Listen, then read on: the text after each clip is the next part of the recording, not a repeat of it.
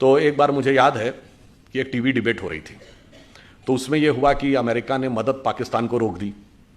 तो वो पाकिस्तान की तरफ से एक पत्रकार महोदया बैठी थी, उन्होंने कहा जी आपको मदद की ज़रूरत होगी, हमें मदद की ज़रूरत नहीं है। तो हमने कहा जी हम अमेरिका से क्या लेते हैं ये इंपॉर्टेंट नहीं है, हम अमेरिका को क्या देते हैं। तो जैसा कि अभी वो बता रहे थे, गूगल का चीफ हमारा है, माइक्रोसॉफ्ट का चीफ हमारा है, पेप्सी की चीफ इंदिरा नूई इंडियन है, इससे पहले मास्टर कार्ड का चीफ इंडियन रह चुका है, सिटी बैंक का चीफ इंडियन रह चुका है, इतनी बड़ी बड़ी ग्लोबल कंपनीज के चीफ हमारे हैं। मैंने कहा आपके यहाँ भी बहुत सारे चीफ हैं, लश्कर तैयबा का चीफ है, जैश ए मोहम्मद का चीफ है, अलकायदा का चीफ होता है। मैंने कहा इतना बड़ा अंतर है कि हम 75 साल में कहां पहुंचे हैं कि अमेरिकन मल्टीनेशनल्स भारत में आती हैं टैलेंट हंट के लिए और अमेरिकन फौजें पाकिस्तान में जाती हैं टेररिस्ट हंट के लिए। कभी ओसामा बिन लादेन मारा जाता है एबटाबाद में, तो कभी पाकिस्तान के बॉर्डर पर अमन अल जवाहिरी मारा जाता है। और इतना ही नहीं, हम अमेरिका को सिर्फ इतना ही नहीं देते हैं। जैसा कि अभी मोहित जी कह रहे थे कि भाई मैं तो बिजनेस का व्यक्ति हूं, तो समाज, राजनीति, आध्यात्म, इस विषय पर तो मैं नहीं बोलूंगा। मैं तो बताता हूं कि बिजनेस और आध्यात्म का भी हमारे यहां कैसा कनेक्शन है। हम सब व्हाट्सएप यूज करते हैं, फेसबुक यूज करते हैं, तो उसका ओनर कौन है? Mark Zuckerberg. जो लोग आईफोन यूज करते होंगे पता होगा कि एप्पल का फाउंडर कौन था? Steve jobs. अब ये मार्क जुकरबर्ग ने खुद कहा कि एप्पल के फाउंडर स्टीव जॉब्स ने उनसे कहा था कि अगर जिंदगी में कभी इतना बुरा वक्त आ जाए कि तुम्हें लगे कि तुम्हारा कॉन्फिडेंस ही खत्म हो गया है, पूरी तरीके से हताश हो गए हो, तो ऐसा करना, भारत में जाना, वहां नैनीताल जिले में कैची में नीम करोरी बाबा का एक आश्रम है, वहां जाके तुम्हें एक नई ऊर्जा मिलेगी। और मार्क जुकरबर्ग ने कहा कि मैं आया, वो दौर जब आया और मुझे एक नया कॉन्फिडेंस मिला और जाके फिर मैंने नए सिरे से यह रचना प्रारंभ की। तो हम बिजनेस के साथ साथ हम यह भी देते हैं, तभी हमने कहा कि हम सोने की चिड़िया के साथ साथ जगत गुरु भी बनेंगे, यही हमारा भवितव्य है। परंतु इस अमृत काल से पहले हमें यह भी समझना होगा कि अमृत तो बाद में आता है, सागर मंथन में विष पहले आता है। बहुत सारा विष हमारे दिमागों में भरा हुआ है। जो अभी उल्लेख किया गया कि प्रधानमंत्री जी ने 5 प्रण कहे, तो पहला प्रण क्या था कि हमें विकसित राष्ट्र बनना। अब छोटी मोटी बात नहीं सोचनी, जिसके विषय मैंने बताया। दूसरा प्रण क्या था? गुलामी की हर चीज को छोड़ना है। और यह बात उन्होंने ऐसे ही नहीं कही। नॉर्मली सरकारें आती हैं, वो कहती हैं हमने इतने नए नियम और बना दिए। हमारी सरकार ने पिछले 8 साल में 1500 से लेकर 1800 पुराने नियम समाप्त कर दिए, जिनकी कोई जरूरत नहीं थी। और कैसे कैसे नियम? एक बार अमित शाह जी ने मुझे बताया कि जब वो गुजरात के गृह मंत्री थे, तो 1965 के युद्ध के समय क्या होता था कि पाकिस्तान अपनी तरफ से गुब्बारों के द्वारा कुछ पैम्फलेट्स भारतीय क्षेत्र में छोड़ देता था। उनका कहना था 2001 तक उसकी रिपोर्ट बन के आती थी कि इस हफ्ते कोई गुब्बारा या उसके द्वारा कोई पैम्फलेट भारत के क्षेत्र में नहीं लाया गया, और उसके लिए भी ड्यूटी लगी रहती थी। यह उदाहरण है कि कितने रिडंडेंट यानी कालबाह्य नियम भी थे, उन सबको समाप्त किया। उसके बाद आगे बढ़े तो जो पुरानी चीजें हैं, रिडंडेंट हो गई हैं, उनको समाप्त करने की भी जरूरत थी। पर हमारे मन में विष कैसे भरा रहता है, मैं आपको एक उदाहरण देना चाहता हूं आप ही के क्षेत्र से। यहां अहिल्याबाई होलकर जी का पुण्य स्थान है। आपने अहिल्याबाई जी का नाम किसके नाम पे पढ़ा? अहिल्या जी के नाम पे पढ़ा। हम सब ने वो कहानी सुनी। गौतम ऋषि की पत्नी अहिल्या थी, इंद्र ने आकर संपर्क स्थापित कर लिया, इसलिए वो पत्थर बन गई। फिर भगवान राम के द्वारा उनकी मुक्ति हुई। कितना गलत है, महिलाओं के साथ कितना अत्याचार होता था, यही दिमाग में भरा हुआ है ना। पर आप में से किसी ने कभी ध्यान दिया कि अहिल्या शब्द और गौतम शब्द और राम शब्द का अर्थ क्या है? अहिल्या का अर्थ होता है जिसे हिलाया ना जा सके। देखिए, ये सब हमारे अंदर की चेतना के द्वंद्व का प्रकटीकरण है। क्योंकि जब भगवान जन्म लेते हैं तो केवल एक सामान्य, उसके लिए लीला क्यों कहते हैं? वो एक एक जून के जीवन की घटना हमारे अंदर की चेतना का एक प्रकटीकरण है। मन की वह अवस्था जिसे विचलित नहीं किया जा सके, जिसे जरा भी हिलाया ना जा सके, वह है अहिल्या। जब मन उस अवस्था में पहुंचता है। अहिल्या किसकी पत्नी है? गौतम ऋषि की। तम शब्द का अर्थ क्या है? अंधकार। गौ का अर्थ होता है जाना। जब आप अंधकार के परे चले जाते हैं और ज्ञान के प्रकाश का साक्षात्कार करते हैं, तब चेतना उस अवस्था में पहुंचती है जिसे विचलित नहीं किया जा सकता। यह गौतम और अहिल्या के पति पत्नी होने का अर्थ है। और इसमें एक और बात है, आपको नहीं पता होगा। यह अंग्रेजी का जो गो शब्द है ना, जिसका मतलब जाना, वो संस्कृत के गो से निकला है। यही गो शब्द का अर्थ है जाना। गौतम का यही अर्थ है, तम के परे जाना। 10 बार आया है रामचरितमानस में, गो गोचर लग जा मन जाई तो जानो माया भरमाई। मगर हमारे दिमाग में भरा है कि गो अंग्रेजी का शब्द है। हमारे यहां गोचर, ग्रहों की गति को गोचर कहते हैं ना, आज का गोचर, ज्योतिषी से पूछे, कहता आज का गोचर, ये सब गो शब्द जाने से बना है। अब इंद्र कौन है? इंद्र शब्द का अर्थ जानते क्या है? बहुत बार हम लोगों ने सुना, खूब हमारे यहां कहानियों में है कि जैसे ही कोई एक ऋषि तपस्या करने लगा तो इंद्र ने जो है अपना अप्सराएं भेजकर उसकी तपस्या भंग करने का प्रयास किया, क्योंकि इंद्र का आसन डोलने लगा। इसका क्या अर्थ है? इंद्र शब्द का अर्थ जानते क्या है? आपने ईंधन वर्ड सुना है? फ्यूल के लिए यूज होता है, सोर्स ऑफ एनर्जी। ये ईंधन शब्द इंद्रन शब्द का अपभ्रंश है। इंद्रिय शब्द इंद्र से निकला है। हमारी सारी सांसारिक इंद्रियों की जो सोर्स एनर्जी है दैट इज इंद्र। और जब कोई तपस्या करता है तो इसका अर्थ क्या हुआ? वो इंद्रियों को कंट्रोल करने की कोशिश करता है तो इंद्र का आसन डोलता है, यानी इंद्रियों की सत्ता कमजोर पड़ती है। तो बाय लॉ ऑफ इनर्शिया इंद्रियां सबसे ज्यादा तेजी से उसके ऊपर इनर्शिया बैक फोर्स मारती हैं। और वो सबसे ज्यादा किस पे मारेंगी? मानसिक रूप से मानेंगे, क्योंकि मन सबसे प्रबल इंद्रिय है। इसीलिए कभी आपने ध्यान ही नहीं दिया होगा कि अप्सराओं के नाम क्या? मेनका, जहां पर मन एकाग्र हो, उर्वशी, हृदय को वश में करने वाली, ये सब प्रवृत्तियां हैं जो जाकर हमारे मन पर अटैक करती हैं। तो जैसे ही इंद्रियों की शक्ति, जब आप अंधकार के परे चले गए और उसे विचलित नहीं किया जा सकता था, यदि इंद्रियों की शक्ति के प्रभाव में आ गए तो क्या हुआ? पत्थर का क्या हुआ? चेतना शक्ति का लोप हो गया। आप पदार्थ यानी सांसारिक शक्ति के रूप में रह गए। जो आध्यात्मिक चेतना थी वो चली गई।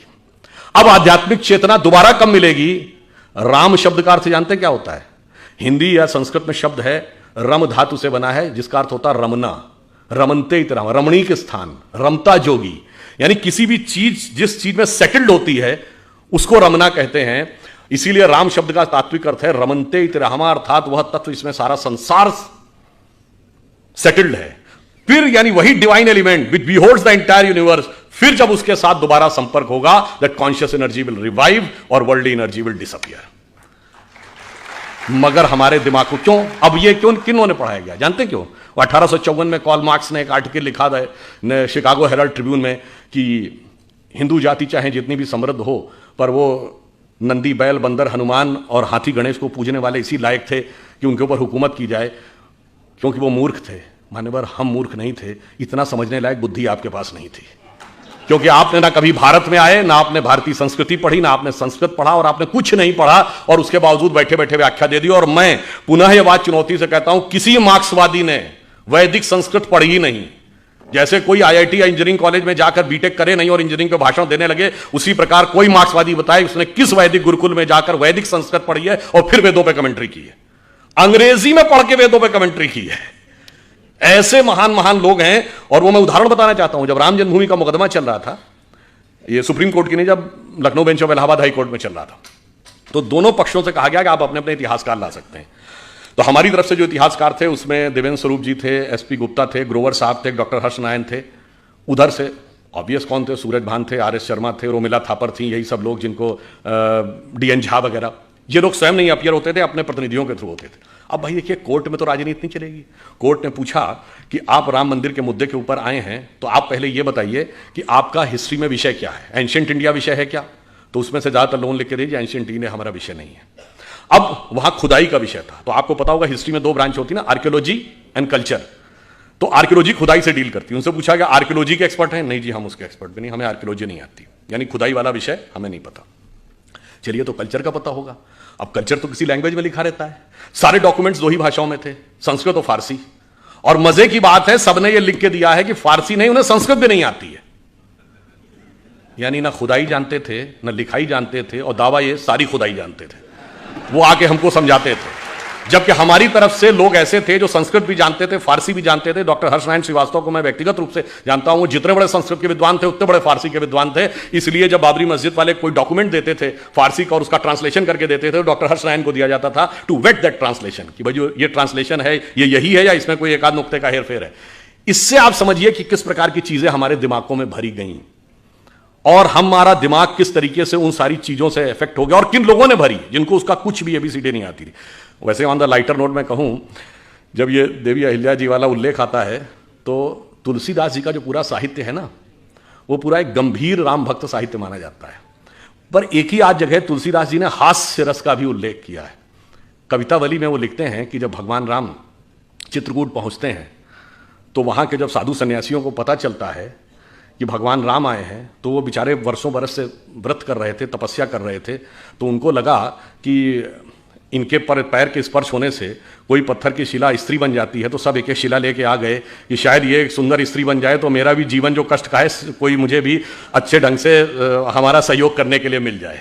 तो उसको उन्होंने लिखा है कि विंध्य के वासी उदासी तपोव्रत धारी महाबिनु नारी दुखारे, और गौतम तीय तरी तुलसी सो कथा सुनिबे मुनि वृंद पखारे, होए हैं शिला सब चंद्रमुखी परसे पद मंजुल कंज तिहारे, और कीनी भली रघुनायक जीव करना करी कानन को पगधारे। तो मतलब उन्होंने हास्य का भी प्रयोग किया। ये तो एक चीज हुई। अब दूसरी बात आई है, जिस जमाने में देवी अहिल्याबाई होलकर यहां पे रूल कर रही थी 18th सेंचुरी, आपको पता है उस समय यूरोप में क्या था? 1542 से वहां पर विच क्राफ्ट एक्ट था। विच क्राफ्ट एक्ट का मतलब होता किसी भी महिला को चुड़ैल घोषित करके जला दिया जाता था।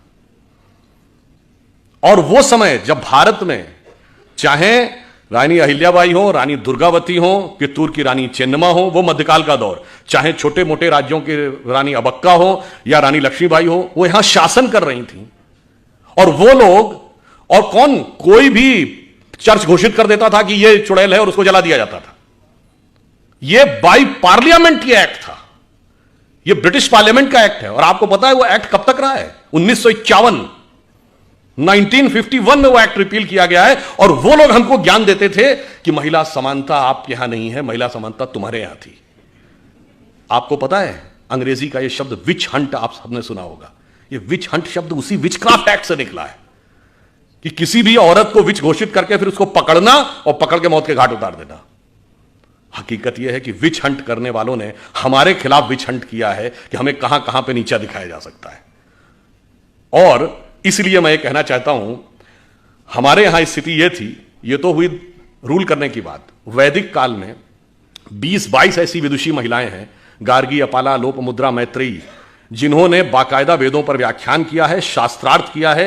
याज्ञवल्क्य का गार्गी के साथ शास्त्रार्थ, संध्या का ऋषि मेधातिथि के साथ शास्त्रार्थ। हम चुनौती के साथ कहते हैं दुनिया में कोई दूसरी धर्म संस्कृति बताइए जो धर्म ग्रंथ के ऊपर पहले तो डिस्कशन का पावर देती हो और डिस्कशन का पावर महिला को देती हो। फिर उन्होंने हमको समझाया कि साहब आप जो थे वो समानता नहीं देते थे। और उससे भी बड़ा, मैं पहले भी कई बार बता चुका हूं कि सबसे प्रख्यात शास्त्रार्थ कौन है? आचार्य शंकर और मंडन मिश्र का। और उसमें न्यायाधीश कौन थी? मंडन मिश्र की पत्नी उभय भारती। अब बताइए दुनिया में कहीं ऐसा है कि धर्म के ऊपर, धर्म ग्रंथ पे डिस्कशन का स्कोप हो, और उस डिस्कशन के स्कोप पे पार्टिसिपेट करने का ही नहीं, ज्यूरी बनने का, चीफ ज्यूरी बनने का अधिकार किसी स्त्री को होता हो? यह सिर्फ हमारे यहां था। इसलिए उसके बाद हमें यह समझाया गया कि साहब नहीं, आप जो थे वो समानता के पक्षधर नहीं थे, हम समानता के पक्षधर थे। जबकि हमारे यहां तो महानता यह है कि विश्व की किसी भी सभ्यता या संस्कृति की कल्पना की पराकाष्ठा क्या होती है? वो होती है उस संस्कृति के द्वारा की गई ईश्वर की परिकल्पना। और मैं विनम्रता से पर दृढ़ता से कहता हूं, विश्व की सभी संस्कृतियों में ईश्वर सिर्फ पुरुष है। स्त्री तत्व का कोई स्थान ईश्वर में नहीं है। सिर्फ हमारे यहां अर्धनारीश्वर की परिकल्पना है भगवान शंकर में। और वो किस प्रकार का स्वरूप है, जिसको कालिदास ने अपने कुमार संभवम के प्रथम श्लोक में लिखा है, वागार्थमि संपर्क रघुवंश में, वागार्थमि संपर्क्तो वागार्थमि प्रतिपतये जगतः पितरो वंदे पार्वती परमेश्वरो। अर्थात भगवान शंकर में, शंकर पार्वती के रूप में वह अर्धनारीश्वर स्वरूप उस प्रकार मिलकर संसार की रचना करता है जैसे वाक और अर्थ, जैसे कविता में शब्द और अर्थ। अकेले अर्थ का कोई औचित्य नहीं जब तक शब्द में व्यक्त ना हो, और शब्द का कोई मीनिंग नहीं जब तक उसका कोई अर्थ ना हो। तो आप यह समझिए कि इस प्रकार का जहां पर इवन अगर आप में से जो लोग हिंदी साहित्य पढ़े होंगे तो निराला की वो प्रसिद्ध कविता आपको याद होगी ना, तुम तुंग हिमालय श्रृंग और मैं चंचल गद सुर सरिता, तुम विमल हृदय उच्छ्वास और मैं कांत कामिनी कविता। तो आप ये सोचिए, जहां पर इतना सुंदर सामंजस्य, जहां पर कोई स्थान ही नहीं, वो आके हमको ये समझाते हैं कि साहब आप जो थे वो समानता के पक्षधर नहीं थे। अब दूसरी चीज हमें क्या समझाया जाता है, जो विष हमें अपने दिमागों से निकालना है, कि हम ज्ञान के नहीं थे, हम वैज्ञानिक नहीं थे, हम अवैज्ञानिक थे, हम इलॉजिकल थे। और जबकि फैक्ट ऑफ द मैटर है कि आप ये देखिए, जितने बड़े बड़े विज्ञान की खोज हुई, अब उदाहरण के लिए मैं सिर्फ ये बताना चाहता हूं, अगस्त का महीना एक और चीज के लिए भी जाना जाता है। मैं सिर्फ आपको 2 उदाहरण दूंगा। एक, एटम बम का पहली बार प्रयोग 6 अगस्त को हिरोशिमा पे हुआ था। Who was considered the father of the atom bomb? Robert Oppenheimer.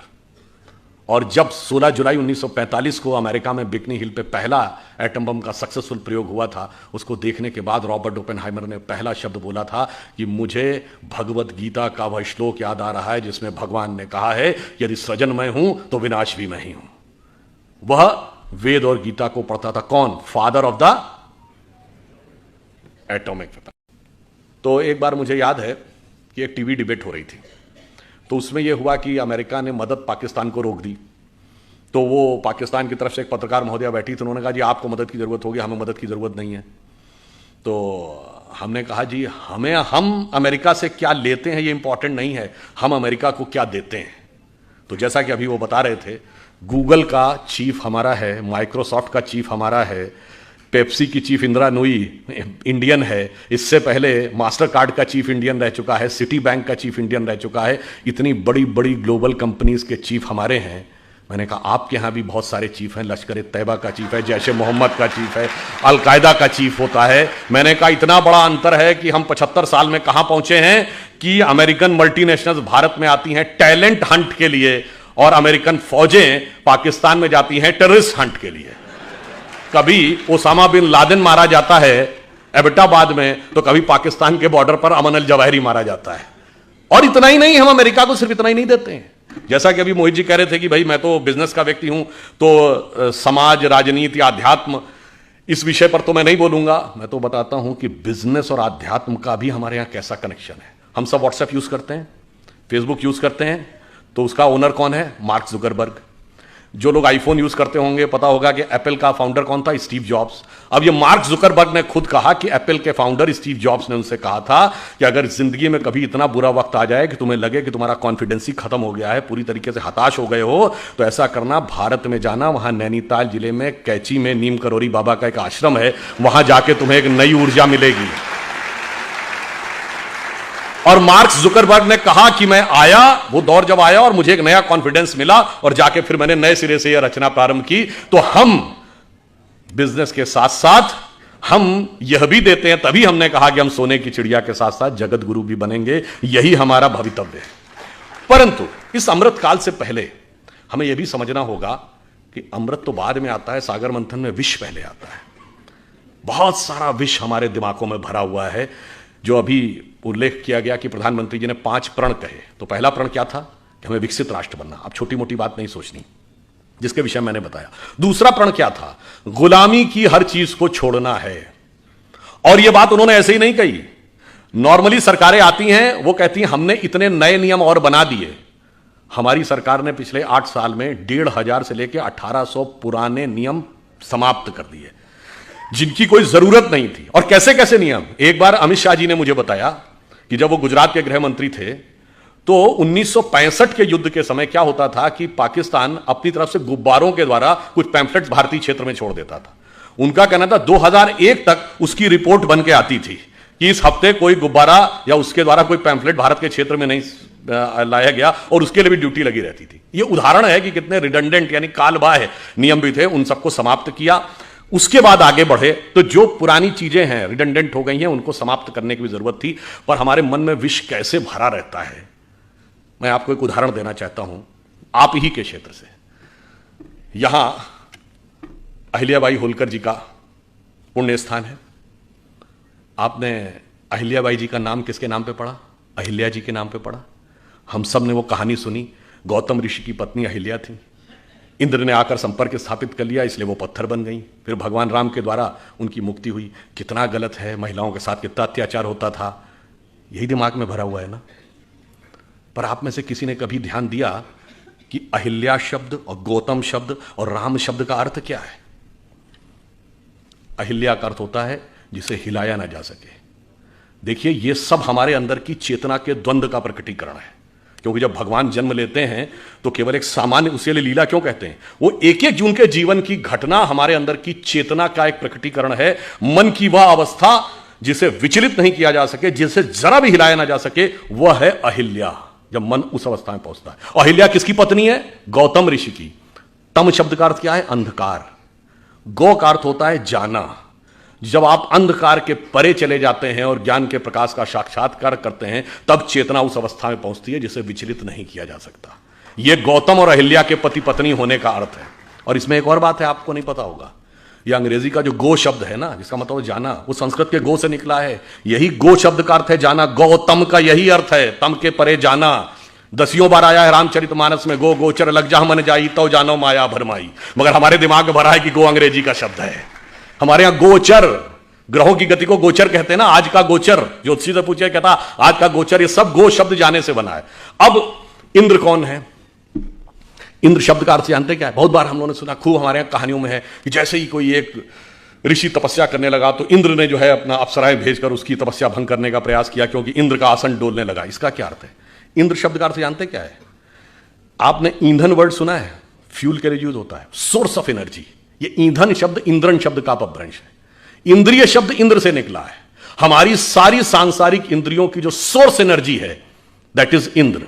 और जब कोई तपस्या करता है तो इसका अर्थ क्या हुआ? वो इंद्रियों को कंट्रोल करने की कोशिश करता है तो इंद्र का आसन डोलता है, यानी इंद्रियों की सत्ता कमजोर पड़ती है। तो बाय लॉ ऑफ इनर्शिया इंद्रियां सबसे ज्यादा तेजी से उसके ऊपर इनर्शिया बैक फोर्स मारती हैं। और वो सबसे ज्यादा किस पे मारेंगी? मानसिक रूप से मानेंगे, कि मन सबसे प्रबल इंद्रिय है। इसीलिए कभी आपने ध्यान ही नहीं दिया होगा कि अप्सराओं के नाम क्या? मेनका, जहां पर मन एकाग्र हो, उर्वशी, हृदय को वश में करने वाली, ये सब प्रवृत्तियां हैं जो जाकर हमारे मन पर अटैक करती हैं। तो जैसे ही इंद्रियों की शक्ति, जब आप अंधकार के परे चले गए और उसे विचलित नहीं किया जा सकता था, यदि इंद्रियों की शक्ति के प्रभाव में आ गए तो क्या हुआ? पत्थर का क्या हुआ? चेतना शक्ति का लोप हो गया। आप पदार्थ यानी सांसारिक शक्ति के रूप में रह गए। जो आध्यात्मिक चेतना थी वो चली गई। अब आध्यात्मिक चेतना दोबारा कब मिलेगी? राम शब्द का अर्थ जानते क्या होता है?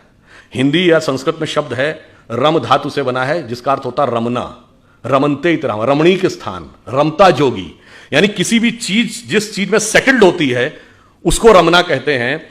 इसीलिए राम शब्द का तात्विक अर्थ है रमनते इतरामा, अर्थात वह तत्व जिसमें सारा संसार सेटल्ड है।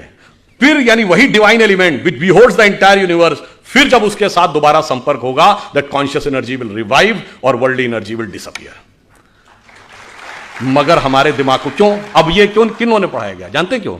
1854 में कार्ल मार्क्स ने एक आर्टिकल लिखा था शिकागो हेराल्ड ट्रिब्यून में कि हिंदू जाति चाहे जितनी भी समृद्ध हो, पर वो नंदी, बैल, बंदर, हनुमान और हाथी गणेश को पूजने वाले इसी लायक थे कि उनके ऊपर हुकूमत की जाए, क्योंकि वो मूर्ख थे। मान्यवर, हम मूर्ख नहीं थे, इतना समझने लायक बुद्धि आपके पास नहीं थी, क्योंकि आपने ना कभी भारत में आए, ना आपने भारतीय संस्कृति पढ़ी, ना आपने संस्कृत पढ़ा, और आपने कुछ नहीं पढ़ा, और उसके बावजूद बैठे बैठे व्याख्या दे दी। और मैं पुनः यह बात चुनौती से कहता हूं, किसी मार्क्सवादी ने वैदिक संस्कृत पढ़ी ही नहीं। जैसे कोई आईआईटी या इंजीनियरिंग कॉलेज में जाकर बीटेक करे नहीं और इंजीनियरिंग पे भाषण देने लगे, उसी प्रकार कोई मार्क्सवादी बताए उसने किस वैदिक गुरुकुल में जाकर वैदिक संस्कृत पढ़ी है और फिर वेदों पे कमेंट्री की है, अंग्रेजी में पढ़ के वेदों पे। तो एक बार मुझे याद है कि एक टीवी डिबेट हो रही थी, तो उसमें यह हुआ कि अमेरिका ने मदद पाकिस्तान को रोक दी। तो वो पाकिस्तान की तरफ से एक पत्रकार महोदया बैठी थी, उन्होंने कहा जी आपको मदद की जरूरत होगी, हमें मदद की जरूरत नहीं है। तो हमने कहा जी हम अमेरिका से क्या लेते हैं ये इंपॉर्टेंट नहीं है, हम अमेरिका को क्या देते हैं। तो जैसा कि अभी वो बता रहे थे, गूगल का चीफ हमारा है, माइक्रोसॉफ्ट का चीफ हमारा है, पेप्सी की चीफ इंदिरा नूई इंडियन है, इससे पहले मास्टर कार्ड का चीफ इंडियन रह चुका है, सिटी बैंक का चीफ इंडियन रह चुका है, इतनी बड़ी बड़ी ग्लोबल कंपनीज के चीफ हमारे हैं। मैंने कहा आपके यहाँ भी बहुत सारे चीफ हैं, लश्कर तैयबा का चीफ है, जैश ए मोहम्मद का चीफ है, अलकायदा का चीफ होता है। मैंने कहा इतना बड़ा अंतर है कि हम 75 साल में कहाँ पहुंचे हैं कि अमेरिकन मल्टीनेशनल्स भारत में आती हैं टैलेंट हंट के लिए, और अमेरिकन फौजें पाकिस्तान में जाती हैं टेररिस्ट हंट के लिए। कभी ओसामा बिन लादेन मारा जाता है एबटाबाद में, तो कभी पाकिस्तान के बॉर्डर पर अमन अल जवाहिरी मारा जाता है। और इतना ही नहीं, हम अमेरिका को सिर्फ इतना ही नहीं देते हैं। जैसा कि अभी मोहित जी कह रहे थे कि भाई मैं तो बिजनेस का व्यक्ति हूं, तो समाज, राजनीति, आध्यात्म, इस विषय पर तो मैं नहीं बोलूंगा। मैं तो बताता हूं कि बिजनेस और आध्यात्म का भी हमारे यहां कैसा कनेक्शन है। हम सब व्हाट्सएप यूज करते हैं, फेसबुक यूज करते हैं, तो उसका ओनर कौन है? Mark Zuckerberg. जो लोग आईफोन यूज करते होंगे पता होगा कि एप्पल का फाउंडर कौन था? Steve jobs. अब ये मार्क जुकरबर्ग ने खुद कहा कि एप्पल के फाउंडर स्टीव जॉब्स ने उनसे कहा था कि अगर जिंदगी में कभी इतना बुरा वक्त आ जाए कि तुम्हें लगे कि तुम्हारा कॉन्फिडेंस ही खत्म हो गया है, पूरी तरीके से हताश हो गए हो, तो ऐसा करना, भारत में जाना, वहां नैनीताल जिले में कैची में नीम करोरी बाबा का एक आश्रम है, वहां जाके तुम्हें एक नई ऊर्जा मिलेगी। और मार्क जुकरबर्ग ने कहा कि मैं आया, वो दौर जब आया और मुझे एक नया कॉन्फिडेंस मिला और जाके फिर मैंने नए सिरे से यह रचना प्रारंभ की। तो हम बिजनेस के साथ साथ हम यह भी देते हैं, तभी हमने कहा कि हम सोने की चिड़िया के साथ साथ जगत गुरु भी बनेंगे, यही हमारा भवितव्य है। परंतु इस अमृत काल से पहले हमें यह भी समझना होगा कि अमृत तो बाद में आता है, सागर मंथन में विष पहले आता है। बहुत सारा विष हमारे दिमागों में भरा हुआ है। जो अभी उल्लेख किया गया कि प्रधानमंत्री जी ने 5 प्रण कहे, तो पहला प्रण क्या था कि हमें विकसित राष्ट्र बनना। अब छोटी मोटी बात नहीं सोचनी, जिसके विषय मैंने बताया। दूसरा प्रण क्या था? गुलामी की हर चीज को छोड़ना है। और यह बात उन्होंने ऐसे ही नहीं कही। नॉर्मली सरकारें आती हैं, वो कहती हैं हमने इतने नए नियम और बना दिए। हमारी सरकार ने पिछले 8 साल में 1500 से लेकर 1800 पुराने नियम समाप्त कर दिए, जिनकी कोई जरूरत नहीं थी। और कैसे कैसे नियम? एक बार अमित शाह जी ने मुझे बताया कि जब वो गुजरात के गृह मंत्री थे, तो 1965 के युद्ध के समय क्या होता था कि पाकिस्तान अपनी तरफ से गुब्बारों के द्वारा कुछ पैम्फलेट्स भारतीय क्षेत्र में छोड़ देता था। उनका कहना था 2001 तक उसकी रिपोर्ट बन के आती थी कि इस हफ्ते कोई गुब्बारा या उसके द्वारा कोई पैम्फलेट भारत के क्षेत्र में नहीं लाया गया, और उसके लिए भी ड्यूटी लगी रहती थी। यह उदाहरण है कि कितने रिडंडेंट यानी कालबाह्य नियम भी थे, उन सबको समाप्त किया।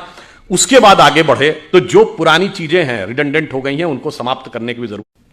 तो एक बार मुझे याद है कि एक टीवी डिबेट हो रही थी, तो उसमें यह हुआ कि अमेरिका ने मदद पाकिस्तान को रोक दी। तो वो पाकिस्तान की तरफ से एक पत्रकार महोदया बैठी थी, उन्होंने कहा जी आपको मदद की जरूरत होगी, हमें मदद की जरूरत नहीं है। तो हमने कहा जी हम अमेरिका से क्या लेते हैं ये इंपॉर्टेंट नहीं है, हम अमेरिका को क्या देते हैं। तो जैसा कि अभी वो बता रहे थे, गूगल का चीफ हमारा है, माइक्रोसॉफ्ट का चीफ हमारा है, पेप्सी की चीफ इंदिरा नूई इंडियन है, इससे पहले मास्टर कार्ड का चीफ इंडियन रह चुका है, सिटी बैंक का चीफ इंडियन रह चुका है। इतनी बड़ी बड़ी ग्लोबल कंपनीज के चीफ हमारे हैं। मैंने कहा आपके यहाँ भी बहुत सारे चीफ हैं, लश्कर ए तैयबा का चीफ है, जैश ए मोहम्मद का चीफ है, अलकायदा का चीफ होता है। मैंने कहा इतना बड़ा अंतर है कि हम 75 साल में कहां पहुंचे हैं कि अमेरिकन मल्टीनेशनल्स भारत में आती हैं टैलेंट हंट के लिए, और अमेरिकन फौजें पाकिस्तान में जाती हैं टेररिस्ट हंट के लिए। कभी ओसामा बिन लादेन मारा जाता है एबटाबाद में, तो कभी पाकिस्तान के बॉर्डर पर अमन अल जवाहिरी मारा जाता है। और इतना ही नहीं, हम अमेरिका को सिर्फ इतना ही नहीं देते हैं। जैसा कि अभी मोहित जी कह रहे थे कि भाई मैं तो बिजनेस का व्यक्ति हूं, तो समाज, राजनीति, आध्यात्म, इस विषय पर तो मैं नहीं बोलूंगा। मैं तो बताता हूं कि बिजनेस और आध्यात्म का भी हमारे यहां कैसा कनेक्शन है। हम सब व्हाट्सएप यूज करते हैं, फेसबुक यूज करते हैं, तो उसका ओनर कौन है? Mark Zuckerberg. जो लोग आईफोन यूज करते होंगे, पता होगा कि एप्पल का फाउंडर कौन था? Steve jobs. अब ये मार्क जुकरबर्ग ने खुद कहा कि एप्पल के फाउंडर स्टीव जॉब्स ने उनसे कहा था कि अगर जिंदगी में कभी इतना बुरा वक्त आ जाए कि तुम्हें लगे कि तुम्हारा कॉन्फिडेंस ही खत्म हो गया है, पूरी तरीके से हताश हो गए हो, तो ऐसा करना, भारत में जाना, वहां नैनीताल जिले में कैची में नीम करोरी बाबा का एक आश्रम है, वहां जाके तुम्हें एक नई ऊर्जा मिलेगी। और मार्क जुकरबर्ग ने कहा कि मैं आया, वो दौर जब आया और मुझे एक नया कॉन्फिडेंस मिला और जाके फिर मैंने नए सिरे से यह रचना प्रारंभ की। तो हम बिजनेस के साथ साथ हम यह भी देते हैं, तभी हमने कहा कि हम सोने की चिड़िया के साथ साथ जगत गुरु भी बनेंगे, यही हमारा भवितव्य है। परंतु इस अमृत काल से पहले हमें यह भी समझना होगा कि अमृत तो बाद में आता है, सागर मंथन में विष पहले आता है। बहुत सारा विष हमारे दिमागों में भरा हुआ है। जो अभी उल्लेख किया गया कि प्रधानमंत्री जी ने 5 प्रण कहे, तो पहला प्रण क्या था कि हमें विकसित राष्ट्र बनना। अब छोटी मोटी बात नहीं सोचनी, जिसके विषय मैंने बताया। दूसरा प्रण क्या था? गुलामी की हर चीज को छोड़ना है। और यह बात उन्होंने ऐसे ही नहीं कही। नॉर्मली सरकारें आती हैं, वो कहती हैं हमने इतने नए नियम और बना दिए। हमारी सरकार ने पिछले 8 साल में 1500 से लेकर 1800 पुराने नियम समाप्त कर दिए, जिनकी कोई जरूरत नहीं थी। और कैसे कैसे नियम? एक बार अमित शाह जी ने मुझे बताया कि जब वो गुजरात के गृह मंत्री थे, तो 1965 के युद्ध के समय क्या होता था कि पाकिस्तान अपनी तरफ से गुब्बारों के द्वारा कुछ पैम्फलेट्स भारतीय क्षेत्र में छोड़ देता था। उनका कहना था 2001 तक उसकी रिपोर्ट बन के आती थी कि इस हफ्ते कोई गुब्बारा या उसके द्वारा कोई पैम्फलेट भारत के क्षेत्र में नहीं लाया गया, और उसके लिए भी ड्यूटी लगी रहती थी। यह उदाहरण है कि कितने रिडंडेंट यानी कालबाह्य नियम भी थे, उन सबको समाप्त किया। उसके बाद आगे बढ़े तो जो पुरानी चीजें हैं, रिडंडेंट हो गई हैं, उनको समाप्त करने की भी जरूरत थी। पर हमारे मन में विष कैसे भरा रहता है, मैं आपको एक उदाहरण देना चाहता हूं आप ही के क्षेत्र से। यहां अहिल्याबाई होलकर जी का पुण्य स्थान है। आपने अहिल्याबाई जी का नाम किसके नाम पे पड़ा? अहिल्या जी के नाम पे पड़ा। हम सब ने वो कहानी सुनी, गौतम ऋषि की पत्नी अहिल्या थी, इंद्र ने आकर संपर्क स्थापित कर लिया, इसलिए वो पत्थर बन गई। फिर भगवान राम के द्वारा उनकी मुक्ति हुई। कितना गलत है, महिलाओं के साथ कितना अत्याचार होता था, यही दिमाग में भरा हुआ है ना।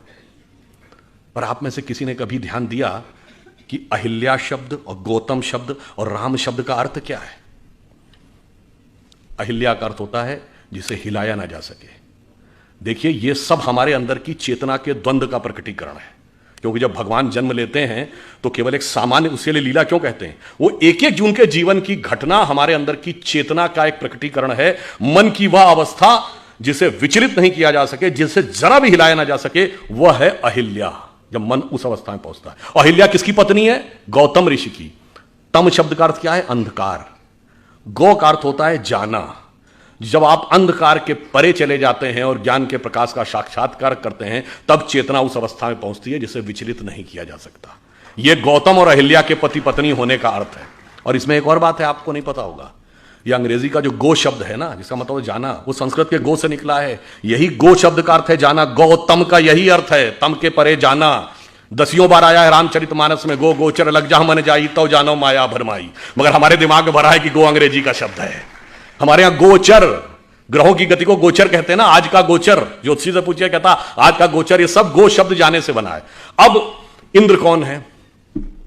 इंद्र शब्द का अर्थ जानते क्या है? बहुत बार हम लोगों ने सुना, खूब हमारे यहां कहानियों में है कि जैसे ही कोई एक ऋषि तपस्या करने लगा तो इंद्र ने जो है अपना अप्सराएं भेजकर उसकी तपस्या भंग करने का प्रयास किया, क्योंकि इंद्र का आसन डोलने लगा। इसका क्या अर्थ है?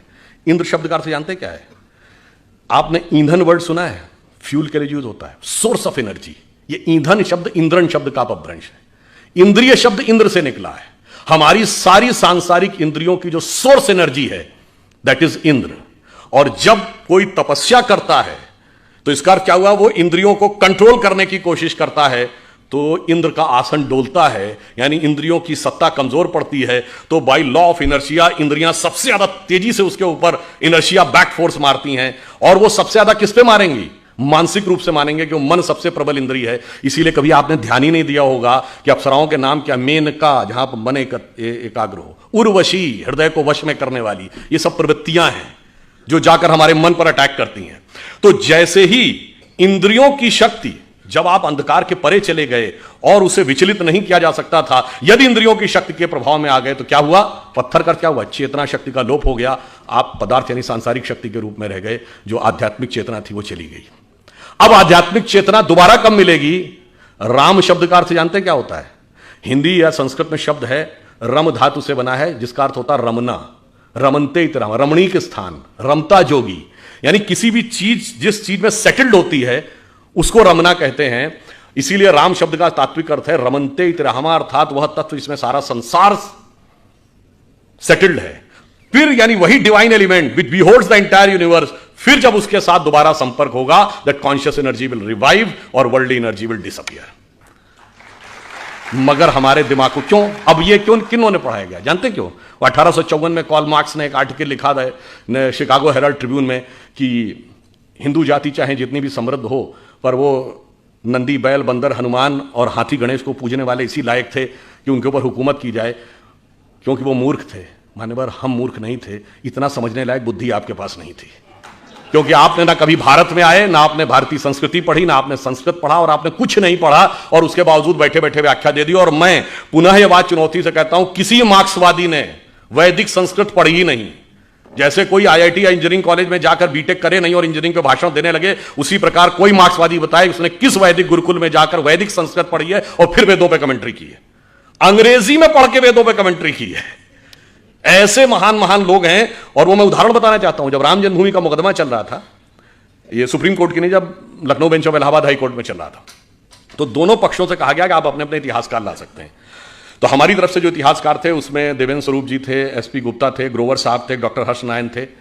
उधर से ऑब्वियस कौन थे? सूरज भान थे, आर एस शर्मा थे, रोमिला थापर थी, यही सब लोग, जिनको डीएन झा वगैरह, ये लोग स्वयं नहीं अपीयर होते थे, अपने प्रतिनिधियों के थ्रू होते थे। अब भाई देखिए, कोर्ट में तो राजनीति नहीं चलेगी।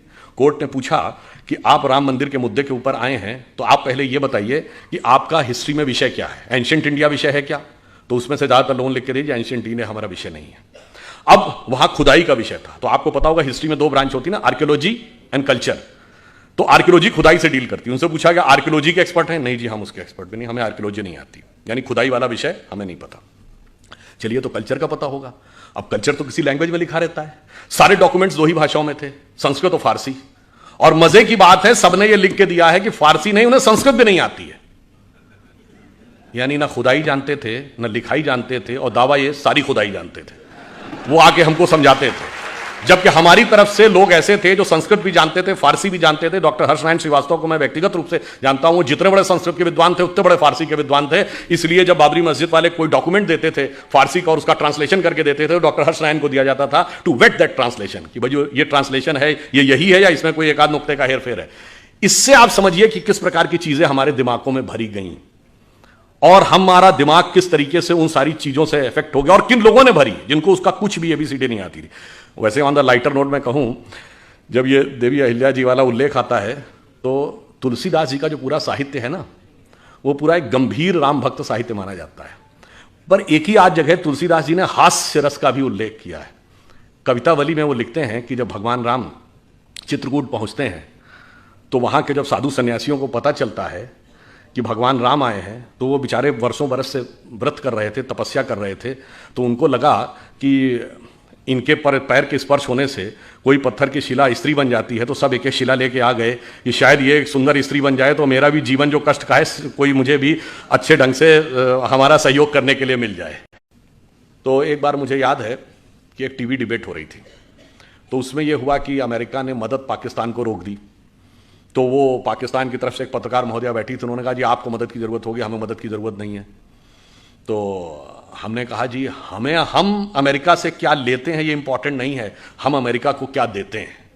तो जैसा कि अभी वो बता रहे थे, गूगल का चीफ हमारा है, माइक्रोसॉफ्ट का चीफ हमारा है, पेप्सी की चीफ इंदिरा नूई इंडियन है, इससे पहले मास्टर कार्ड का चीफ इंडियन रह चुका है, सिटी बैंक का चीफ इंडियन रह चुका है, इतनी बड़ी बड़ी ग्लोबल कंपनीज के चीफ हमारे हैं। मैंने कहा आपके यहाँ भी बहुत सारे चीफ हैं, लश्कर तैयबा का चीफ है, जैश ए मोहम्मद का चीफ है, अलकायदा का चीफ होता है। मैंने कहा इतना बड़ा अंतर है कि हम 75 साल में कहां पहुंचे हैं कि अमेरिकन मल्टीनेशनल्स भारत में आती हैं टैलेंट हंट के लिए, और अमेरिकन फौजें पाकिस्तान में जाती हैं टेररिस्ट हंट के लिए। कभी ओसामा बिन लादेन मारा जाता है एबटाबाद में, तो कभी पाकिस्तान के बॉर्डर पर अमन अल जवाहिरी मारा जाता है। और इतना ही नहीं, हम अमेरिका को सिर्फ इतना ही नहीं देते हैं। जैसा कि अभी मोहित जी कह रहे थे कि भाई मैं तो बिजनेस का व्यक्ति हूं, तो समाज, राजनीति, आध्यात्म, इस विषय पर तो मैं नहीं बोलूंगा। मैं तो बताता हूं कि बिजनेस और आध्यात्म का भी हमारे यहां कैसा कनेक्शन है। हम सब व्हाट्सएप यूज करते हैं, फेसबुक यूज करते हैं, तो उसका ओनर कौन है? Mark Zuckerberg. जो लोग आईफोन यूज करते होंगे पता होगा कि एप्पल का फाउंडर कौन था? Steve jobs. अब ये मार्क जुकरबर्ग ने खुद कहा कि एप्पल के फाउंडर स्टीव जॉब्स ने उनसे कहा था कि अगर जिंदगी में कभी इतना बुरा वक्त आ जाए कि तुम्हें लगे कि तुम्हारा कॉन्फिडेंस ही खत्म हो गया है, पूरी तरीके से हताश हो गए हो, तो ऐसा करना, भारत में जाना, वहां नैनीताल जिले में कैची में नीम करोरी बाबा का एक आश्रम है, वहां जाके तुम्हें एक नई ऊर्जा मिलेगी। और मार्क जुकरबर्ग ने कहा कि मैं आया, वो दौर जब आया और मुझे एक नया कॉन्फिडेंस मिला, और जाके फिर मैंने नए सिरे से यह रचना प्रारंभ की। तो हम बिजनेस के साथ साथ हम यह भी देते हैं, तभी हमने कहा कि हम सोने की चिड़िया के साथ साथ जगत गुरु भी बनेंगे, यही हमारा भवितव्य है। परंतु इस अमृत काल से पहले हमें यह भी समझना होगा कि अमृत तो बाद में आता है, सागर मंथन में विष पहले आता है। बहुत सारा विष हमारे दिमागों में भरा हुआ है। जो अभी उल्लेख किया गया कि प्रधानमंत्री जी ने 5 प्रण कहे, तो पहला प्रण क्या था? कि हमें विकसित राष्ट्र बनना। अब छोटी मोटी बात नहीं सोचनी, जिसके विषय मैंने बताया। दूसरा प्रण क्या था? गुलामी की हर चीज को छोड़ना है। और यह बात उन्होंने ऐसे ही नहीं कही। नॉर्मली सरकारें आती हैं, वो कहती हैं हमने इतने नए नियम और बना दिए। हमारी सरकार ने पिछले 8 साल में 1500 से लेकर 1800 पुराने नियम समाप्त कर दिए, जिनकी कोई जरूरत नहीं थी। और कैसे कैसे नियम? एक बार अमित शाह जी ने मुझे बताया कि जब वो गुजरात के गृह मंत्री थे, तो 1965 के युद्ध के समय क्या होता था कि पाकिस्तान अपनी तरफ से गुब्बारों के द्वारा कुछ पैम्फलेट्स भारतीय क्षेत्र में छोड़ देता था। उनका कहना था 2001 तक उसकी रिपोर्ट बन के आती थी कि इस हफ्ते कोई गुब्बारा या उसके द्वारा कोई पैम्फलेट भारत के क्षेत्र में नहीं लाया गया, और उसके लिए भी ड्यूटी लगी रहती थी। यह उदाहरण है कि कितने रिडंडेंट यानी कालबाह्य नियम भी थे, उन सबको समाप्त किया। उसके बाद आगे बढ़े तो जो पुरानी चीजें हैं, रिडंडेंट हो गई हैं, उनको समाप्त करने की भी जरूरत थी। पर हमारे मन में विष कैसे भरा रहे। तो एक बार मुझे याद है कि एक टीवी डिबेट हो रही थी, तो उसमें यह हुआ कि अमेरिका ने मदद पाकिस्तान को रोक दी। तो वो पाकिस्तान की तरफ से एक पत्रकार महोदया बैठी थी, उन्होंने कहा जी आपको मदद की जरूरत होगी, हमें मदद की जरूरत नहीं है। तो हमने कहा जी हम अमेरिका से क्या लेते हैं ये इंपॉर्टेंट नहीं है, हम अमेरिका को क्या देते हैं। तो जैसा कि अभी वो बता रहे थे, गूगल का चीफ हमारा है, माइक्रोसॉफ्ट का चीफ हमारा है, पेप्सी की चीफ इंदिरा नूई इंडियन है, इससे पहले मास्टर कार्ड का चीफ इंडियन रह चुका है, सिटी बैंक का चीफ इंडियन रह चुका है, इतनी बड़ी बड़ी ग्लोबल कंपनीज के चीफ हमारे हैं। मैंने कहा आपके यहाँ भी बहुत सारे चीफ हैं, लश्कर तैयबा का चीफ है, जैश ए मोहम्मद का चीफ है, अलकायदा का चीफ होता है। मैंने कहा इतना बड़ा अंतर है कि हम 75 साल में कहां पहुंचे हैं कि अमेरिकन मल्टीनेशनल्स भारत में आती हैं टैलेंट हंट के लिए और अमेरिकन फौजें पाकिस्तान में जाती हैं टेररिस्ट हंट के लिए। कभी ओसामा बिन लादेन मारा जाता है एबटाबाद में, तो कभी पाकिस्तान के बॉर्डर पर अमन अल जवाहिरी मारा जाता है। और इतना ही नहीं, हम अमेरिका को सिर्फ इतना ही नहीं देते हैं। जैसा कि अभी मोहित जी कह रहे थे कि भाई मैं तो बिजनेस का व्यक्ति हूं, तो समाज, राजनीति, आध्यात्म, इस विषय पर तो मैं नहीं बोलूंगा। मैं तो बताता हूं कि बिजनेस और आध्यात्म का भी हमारे यहां कैसा कनेक्शन है। हम सब व्हाट्सएप यूज करते हैं, फेसबुक यूज करते हैं, तो उसका ओनर कौन है? Mark Zuckerberg. जो लोग आईफोन यूज करते होंगे पता होगा कि एप्पल का फाउंडर कौन था? Steve jobs. अब ये मार्क जुकरबर्ग ने खुद कहा कि एप्पल के फाउंडर स्टीव जॉब्स ने उनसे कहा था कि अगर जिंदगी में कभी इतना बुरा वक्त आ जाए कि तुम्हें लगे कि तुम्हारा कॉन्फिडेंस ही खत्म हो गया है, पूरी तरीके से हताश हो गए हो, तो ऐसा करना, भारत में जाना, वहां नैनीताल जिले में कैची में नीम करोरी बाबा का एक आश्रम है, वहां जाके तुम्हें एक नई ऊर्जा मिलेगी। और मार्क जुकरबर्ग ने कहा कि मैं आया, वो दौर जब आया और मुझे एक नया कॉन्फिडेंस मिला और जाके फिर मैंने नए सिरे से यह रचना प्रारंभ की। तो हम बिजनेस के साथ साथ हम यह भी देते हैं, तभी हमने कहा कि हम सोने की चिड़िया के साथ साथ जगत गुरु भी बनेंगे, यही हमारा भवितव्य है। परंतु इस अमृत काल से पहले हमें यह भी समझना होगा कि अमृत तो बाद में आता है, सागर मंथन में विष पहले आता है। बहुत सारा विष हमारे दिमागों में भरा हुआ है। जो अभी उल्लेख किया गया कि प्रधानमंत्री जी ने 5 प्रण कहे, तो पहला प्रण क्या था? कि हमें विकसित राष्ट्र बनना। अब छोटी मोटी बात नहीं सोचनी, जिसके विषय मैंने बताया। दूसरा प्रण क्या था? गुलामी की हर चीज को छोड़ना है। और यह बात उन्होंने ऐसे ही नहीं कही। नॉर्मली सरकारें आती हैं, वो कहती हैं हमने इतने नए नियम और बना दिए। हमारी सरकार ने पिछले 8 साल में 1500 से लेकर 1800 पुराने नियम समाप्त कर दिए, जिनकी कोई जरूरत नहीं थी। और कैसे कैसे नियम? एक बार अमित शाह जी ने मुझे बताया कि जब वो गुजरात के गृह मंत्री थे, तो 1965 के युद्ध के समय क्या होता था कि पाकिस्तान अपनी तरफ से गुब्बारों के द्वारा कुछ पैम्फलेट्स भारतीय क्षेत्र में छोड़ देता था। उनका कहना था 2001 तक उसकी रिपोर्ट बन के आती थी कि इस हफ्ते कोई गुब्बारा या उसके द्वारा कोई पैम्फलेट भारत के क्षेत्र में नहीं लाया गया, और उसके लिए भी ड्यूटी लगी रहती थी। यह उदाहरण है कि कितने रिडंडेंट यानी कालबाह्य नियम भी थे, उन सबको समाप्त किया। उसके बाद आगे बढ़े तो जो पुरानी चीजें हैं, रिडंडेंट हो गई हैं, उनको समाप्त करने की भी जरूरत थी। पर हमारे मन में विष कैसे भरा रहता है, मैं आपको एक उदाहरण देना चाहता हूं, आप ही के क्षेत्र से। यहां अहिल्याबाई होलकर जी का पुण्य स्थान है। आपने अहिल्याबाई जी का नाम किसके नाम पे पढ़ा? अहिल्या जी के नाम पे पढ़ा। हम सब ने वो कहानी सुनी, गौतम ऋषि की पत्नी अहिल्या थी। इंद्र ने आकर संपर्क स्थापित कर लिया, इसलिए वो पत्थर बन गई। फिर भगवान राम के द्वारा उनकी मुक्ति हुई। कितना गलत है, महिलाओं के साथ कितना अत्याचार होता था, यही दिमाग में भरा हुआ है ना। पर आप में से किसी ने कभी ध्यान दिया कि अहिल्या शब्द और गौतम शब्द और राम शब्द का अर्थ क्या है? अहिल्या का अर्थ होता है जिसे हिलाया ना जा सके। देखिए, ये सब हमारे अंदर की चेतना के द्वंद्व का प्रकटीकरण है। क्योंकि जब भगवान जन्म लेते हैं तो केवल एक सामान्य, उसे लीला क्यों कहते हैं? वो एक एक उनके जीवन की घटना हमारे अंदर की चेतना का एक प्रकटीकरण है। मन की वह अवस्था जिसे विचलित नहीं किया जा सके, जिसे जरा भी हिलाया ना जा सके, वह है अहिल्या। जब मन उस अवस्था में पहुंचता है। अहिल्या किसकी पत्नी है? गौतम ऋषि की। तम शब्द का अर्थ क्या है? अंधकार। गौ का अर्थ होता है जाना। जब आप अंधकार के परे चले जाते हैं और ज्ञान के प्रकाश का साक्षात्कार करते हैं, तब चेतना उस अवस्था में पहुंचती है जिसे विचलित नहीं किया जा सकता। यह गौतम और अहिल्या के पति पत्नी होने का अर्थ है। और इसमें एक और बात है, आपको नहीं पता होगा, यह अंग्रेजी का जो गो शब्द है ना, जिसका मतलब जाना, वो संस्कृत के गो से निकला है। यही गो शब्द का अर्थ है जाना। गौतम का यही अर्थ है, तम के परे जाना। 10 बार आया है रामचरितमानस में, गो गोचर लग जा मन जाई तो जानो माया भरमाई। मगर हमारे दिमाग में भरा है कि गो अंग्रेजी का शब्द है। हमारे यहां गोचर, ग्रहों की गति को गोचर कहते हैं ना, आज का गोचर, ज्योतिषी से पूछिए कहता आज का गोचर, ये सब गो शब्द जाने से बना है। अब इंद्र कौन है?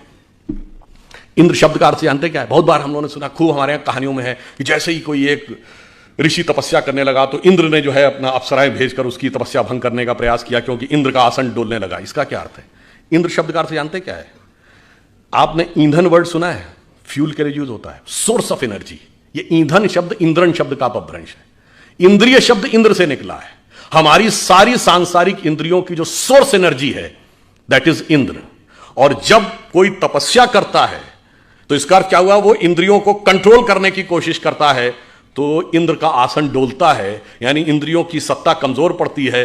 तो बाय लॉ ऑफ इनर्शिया इंद्रियां सबसे ज्यादा तेजी से उसके ऊपर इनर्शिया बैक फोर्स मारती हैं। और वो सबसे ज्यादा किस पे मारेंगी? मानसिक रूप से मानेंगे, क्योंकि मन सबसे प्रबल इंद्रिय है। इसीलिए कभी आपने ध्यान ही नहीं दिया होगा कि अप्सराओं के नाम क्या? मेनका, जहां पर मन एकाग्र हो, उर्वशी, हृदय को वश में करने वाली। ये सब प्रवृत्तियां हैं जो जाकर हमारे मन पर अटैक करती हैं।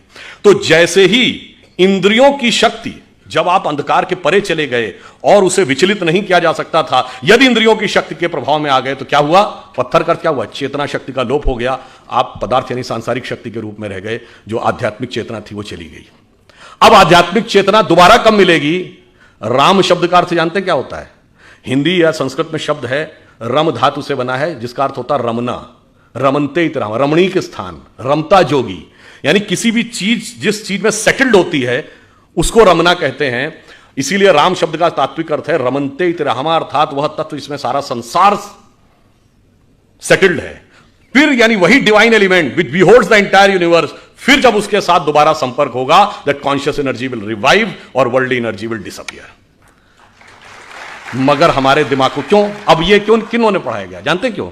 1854 में कॉल मार्क्स ने एक आर्टिकल लिखा था शिकागो हेराल्ड ट्रिब्यून में कि हिंदू जाति चाहे जितनी भी समृद्ध हो, पर वो नंदी, बैल, बंदर, हनुमान और हाथी गणेश को पूजने वाले इसी लायक थे कि उनके ऊपर हुकूमत की जाए, क्योंकि वो मूर्ख थे।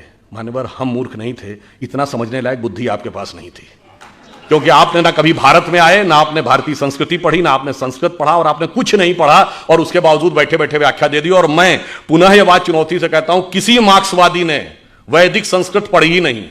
जैसे कोई आईआईटी या इंजीनियरिंग कॉलेज में जाकर बीटेक करे नहीं और इंजीनियरिंग पे भाषण देने लगे, उसी प्रकार कोई मार्क्सवादी बताए उसने किस वैदिक गुरुकुल में जाकर वैदिक संस्कृत पढ़ी है और फिर वेदों पे कमेंट्री की है, अंग्रेजी में पढ़ के वेदों पे कमेंट्री की है।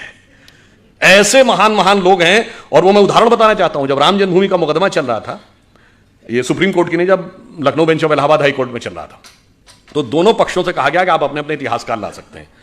तो हमारी तरफ से जो इतिहासकार थे उसमें देवेंद्र स्वरूप जी थे, एसपी गुप्ता थे, ग्रोवर साहब थे, डॉक्टर हर्ष नारायण थे।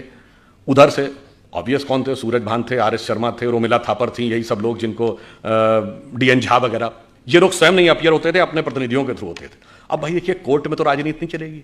कोर्ट ने पूछा कि आप राम मंदिर के मुद्दे के ऊपर आए हैं, तो आप पहले ये बताइए कि आपका हिस्ट्री में विषय क्या है, एंशिएंट इंडिया विषय है क्या? तो उसमें से ज्यादातर लोन लिख के दीजिए एंशिएंट इंडिया हमारा विषय नहीं है। अब वहां खुदाई का विषय था, तो आपको पता होगा हिस्ट्री में दो ब्रांच होती ना, आर्कियोलॉजी एंड कल्चर। तो आर्कियोलॉजी खुदाई से डील करती है। उनसे पूछा गया आर्कियोलॉजी के एक्सपर्ट हैं? नहीं जी, हम उसके एक्सपर्ट भी नहीं, हमें आर्कियोलॉजी नहीं आती, यानी खुदाई वाला विषय हमें नहीं पता। चलिए, तो कल्चर का पता होगा। अब कल्चर तो किसी लैंग्वेज में लिखा रहता है, सारे डॉक्यूमेंट्स दो ही भाषाओं में थे, संस्कृत और फारसी। और मजे की बात है, सबने ये लिख के दिया है कि फारसी नहीं, उन्हें संस्कृत भी नहीं आती है। यानी ना खुदाई जानते थे, ना लिखाई जानते थे, और दावा ये सारी खुदाई जानते थे। वो आके हमको समझाते थे, जबकि हमारी तरफ से लोग ऐसे थे जो संस्कृत भी जानते थे, फारसी भी जानते थे। डॉक्टर हर्षनारायण श्रीवास्तव को मैं व्यक्तिगत रूप से जानता हूं, जितने बड़े संस्कृत के विद्वान थे उतने बड़े फारसी के विद्वान थे। इसलिए जब बाबरी मस्जिद वाले कोई डॉक्यूमेंट देते थे फारसी का और उसका ट्रांसलेशन करके देते थे, तो डॉक्टर हर्षनारायण को दिया जाता था टू वेट दैट ट्रांसलेशन, कि भाई जो ये ट्रांसलेशन है ये यही है या इसमें कोई एक आध नुक्ते का हेरफेर है।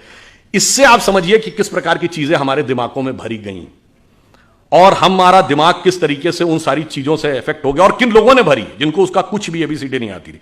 वैसे ऑन द लाइटर नोट में कहूं, जब ये देवी अहिल्या जी वाला उल्लेख आता है, तो तुलसीदास जी का जो पूरा साहित्य है ना, वो पूरा एक गंभीर राम भक्त साहित्य माना जाता है। पर एक ही आध जगह तुलसीदास जी ने हास्य रस का भी उल्लेख किया है। कवितावली में वो लिखते हैं कि जब भगवान राम चित्रकूट पहुंचते हैं, तो वहां के जब साधु सन्यासियों को पता चलता है कि भगवान राम आए हैं, तो वो बेचारे वर्षों बरस से व्रत कर रहे थे, तपस्या कर रहे थे, तो उनको लगा कि इनके पर पैर के स्पर्श होने से कोई पत्थर की शिला स्त्री बन जाती है, तो सब एक एक शिला लेके आ गए कि शायद ये एक सुंदर स्त्री बन जाए तो मेरा भी जीवन जो कष्ट का है कोई मुझे भी अच्छे ढंग से हमारा सहयोग करने के लिए मिल जाए। तो उसको उन्होंने लिखा है कि विंध्य के वासी उदासी तपोव्रत धारी महाबिनु नारी दुखारे, और गौतम तीय तरी तुलसी सो कथा सुनिबे मुनि वृंद पखारे, होए हैं शिला सब चंद्रमुखी परसे पद मंजुल कंज तिहारे, और कीन भली रघुनायक जीव करना करी कानन को पगधारे। तो मतलब उन्होंने हास्य का भी प्रयोग किया। ये तो एक चीज हुई। अब दूसरी बात आई है, जिस जमाने में देवी अहिल्याबाई होलकर यहां पे रूल कर रही थी 18th सेंचुरी, आपको पता है उस समय यूरोप में क्या था? 1542 से वहां पर विच क्राफ्ट एक्ट था। विच क्राफ्ट एक्ट का मतलब होता किसी भी महिला को चुड़ैल घोषित करके जला दिया जाता था। और वो समय जब भारत में चाहे रानी अहिल्याबाई हो, रानी दुर्गावती हो, कित्तूर की रानी चेन्नम्मा हो, वो मध्यकाल का दौर, चाहे छोटे मोटे राज्यों की रानी अबक्का हो या रानी लक्ष्मीबाई हो, वो यहां शासन कर रही थी। और वो लोग, और कौन, कोई भी चर्च घोषित कर देता था कि ये चुड़ैल है और उसको जला दिया जाता था। ये बाई पार्लियामेंट ये एक्ट था, ये ब्रिटिश पार्लियामेंट का एक्ट है। और आपको पता है वो एक्ट कब तक रहा है? 1951, 1951 में वो एक्ट रिपील किया गया है। और वो लोग हमको ज्ञान देते थे कि महिला समानता आपके यहां नहीं है, महिला समानता तुम्हारे यहां थी। आपको पता है अंग्रेजी का ये शब्द विच हंट आप सबने सुना होगा। ये विच हंट शब्द उसी विच क्राफ्ट एक्ट से निकला है कि किसी भी औरत को विच घोषित करके फिर उसको पकड़ना और पकड़ के मौत के घाट उतार देना। हकीकत यह है कि विच हंट करने वालों ने हमारे खिलाफ विच हंट किया है कि हमें कहां कहां पे नीचा दिखाया जा सकता है। और इसलिए मैं ये कहना चाहता हूं, हमारे यहां स्थिति ये थी, ये तो हुई रूल करने की बात। वैदिक काल में 20-22 ऐसी विदुषी महिलाएं हैं, गार्गी, अपाला, लोपमुद्रा, मैत्रेयी, जिन्होंने बाकायदा वेदों पर व्याख्यान किया है, शास्त्रार्थ किया है। याज्ञवल्क्य का गार्गी के साथ शास्त्रार्थ, संध्या का ऋषि मेधातिथि के साथ शास्त्रार्थ। हम चुनौती के साथ कहते हैं दुनिया में कोई दूसरी धर्म संस्कृति बताइए जो धर्म ग्रंथ के ऊपर पहले तो डिस्कशन का पावर देती हो और डिस्कशन का पावर महिला को देती हो। फिर उन्होंने हमको समझाया कि साहब आप जो थे वो समानता नहीं देते थे। और उससे भी बड़ा, मैं पहले भी कई बार बता चुका हूं कि सबसे प्रख्यात शास्त्रार्थ कौन है? आचार्य शंकर और मंडन मिश्र का। और उसमें न्यायाधीश कौन थी? मंडन मिश्र की पत्नी उभय भारती। अब बताइए दुनिया में कहीं ऐसा है कि धर्म के ऊपर, धर्म ग्रंथ पे डिस्कशन का स्कोप हो और उस डिस्कशन के स्कोप में पार्टिसिपेट करने का ही नहीं, ज्यूरी बनने का, चीफ ज्यूरी बनने का अधिकार किसी स्त्री को होता हो? यह सिर्फ हमारे यहां था। इसलिए उसके बाद हमें यह समझाया गया कि साहब नहीं, आप जो थे वो समानता के पक्षधर नहीं थे, हम समानता के पक्षधर थे। जबकि हमारे यहां तो महानता यह है कि विश्व की किसी भी सभ्यता या संस्कृति की कल्पना की पराकाष्ठा क्या होती है?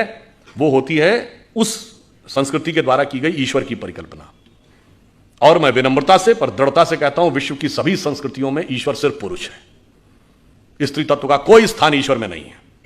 सिर्फ हमारे यहां अर्धनारीश्वर की परिकल्पना है भगवान शंकर में।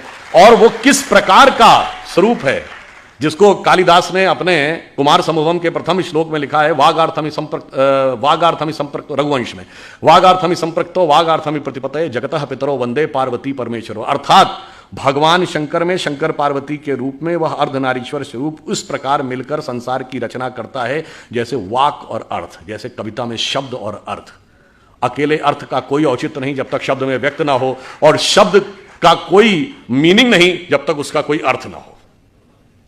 तो आप यह समझिए कि इस प्रकार का जहां पर इवन अगर आप में से जो लोग हिंदी साहित्य पढ़े होंगे तो निराला की वो प्रसिद्ध कविता आपको याद होगी ना, तुम तुंग हिमालय श्रृंग और मैं चंचल गत सुर सरिता, तुम विमल हृदय उच्छ्वास और मैं कांत कामिनी कविता। तो आप ये सोचिए जहां पर इतना सुंदर सामंजस्य, जहां पर कोई स्थान ही नहीं, वो आके हमको ये समझाते हैं कि साहब आप जो थे वो समानता के पक्षधर नहीं थे। अब दूसरी चीज हमें क्या समझाया जाता है, जो विष हमें अपने दिमागों से निकालना है, कि हम ज्ञान के नहीं थे, हम वैज्ञानिक नहीं थे, हम अवैज्ञानिक थे, हम इलॉजिकल थे। और जबकि फैक्ट ऑफ द मैटर है कि आप ये देखिए जितने बड़े बड़े विज्ञान की खोज हुई। अब उदाहरण के लिए मैं सिर्फ ये बताना चाहता हूं, ये अगस्त का महीना एक और चीज के लिए भी जाना जाता है। मैं सिर्फ आपको 2 उदाहरण दूंगा। एक, एटम बम का पहली बार प्रयोग 6 अगस्त को हिरोशिमा पे हुआ था। Who was considered the father of the atom bomb? Robert Oppenheimer. और जब 16 जुलाई 1945 को अमेरिका में बिकनी हिल पे पहला एटम बम का सक्सेसफुल प्रयोग हुआ था, उसको देखने के बाद रॉबर्ट ओपेनहाइमर ने पहला शब्द बोला था कि मुझे भगवत गीता का वह श्लोक याद आ रहा है जिसमें भगवान ने कहा है यदि सृजन मैं हूं तो विनाश भी मैं ही हूं। वह वेद और गीता को पढ़ता था। कौन? Father of the atomic weapon. तो एक बार मुझे याद है कि एक टीवी डिबेट हो रही थी, तो उसमें यह हुआ कि अमेरिका ने मदद पाकिस्तान को रोक दी। तो वो पाकिस्तान की तरफ से एक पत्रकार महोदया बैठी थी, उन्होंने कहा जी आपको मदद की जरूरत होगी, हमें मदद की जरूरत नहीं है। तो हमने कहा जी हम अमेरिका से क्या लेते हैं ये इंपॉर्टेंट नहीं है, हम अमेरिका को क्या देते हैं। तो जैसा कि अभी वो बता रहे थे, गूगल का चीफ हमारा है, माइक्रोसॉफ्ट का चीफ हमारा है, पेप्सी की चीफ इंदिरा नूई इंडियन है, इससे पहले मास्टर कार्ड का चीफ इंडियन रह चुका है, सिटी बैंक का चीफ इंडियन रह चुका है, इतनी बड़ी बड़ी ग्लोबल कंपनीज के चीफ हमारे हैं। मैंने कहा आपके यहाँ भी बहुत सारे चीफ हैं, लश्कर ए तैयबा का चीफ है, जैश ए मोहम्मद का चीफ है, अलकायदा का चीफ होता है। मैंने कहा इतना बड़ा अंतर है कि हम 75 साल में कहां पहुंचे हैं कि अमेरिकन मल्टीनेशनल्स भारत में आती हैं टैलेंट हंट के लिए और अमेरिकन फौजें पाकिस्तान में जाती हैं टेररिस्ट हंट के लिए। कभी ओसामा बिन लादेन मारा जाता है एबटाबाद में, तो कभी पाकिस्तान के बॉर्डर पर अमन अल जवाहिरी मारा जाता है।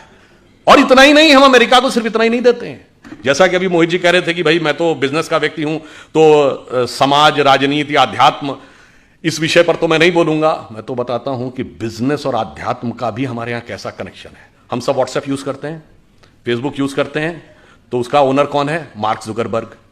जो लोग आईफोन यूज करते होंगे पता होगा कि एप्पल का फाउंडर कौन था? Steve jobs. अब ये मार्क जुकरबर्ग ने खुद कहा कि एप्पल के फाउंडर स्टीव जॉब्स ने उनसे कहा था कि अगर जिंदगी में कभी इतना बुरा वक्त आ जाए कि तुम्हें लगे कि तुम्हारा कॉन्फिडेंस ही खत्म हो गया है, पूरी तरीके से हताश हो गए हो, तो ऐसा करना, भारत में जाना, वहां नैनीताल जिले में कैची में नीम करोरी बाबा का एक आश्रम है, वहां जाके तुम्हें एक नई ऊर्जा मिलेगी।